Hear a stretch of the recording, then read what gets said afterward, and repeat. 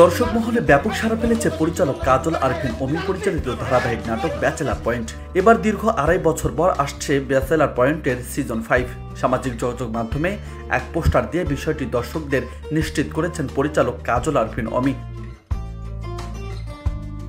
Post দিয়ে তিনি লিখেছেন, দীর্ঘ 2.5 বছর পর আবার শুরু হতে যাচ্ছে ব্যাচেলার পয়েন্ট।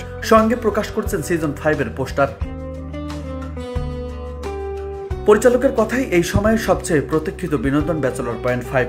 পাশাপাশি বেশ আকর্ষণীয় পোস্টারও শেয়ার করেছেন তিনি, যেখানে দেখা যায় ব্যাচেলর পয়েন্টের সিজন 5 লেখা আছে। এদিকে কমেন্ট বক্সে নেটিজেনরা ব্যাচেলর পয়েন্ট সিজন 5 কখন প্রকাশ হবে তা জানতে চেয়েছেন, তবে এ বিষয়ে কিছুই জানাননি পরিচালক।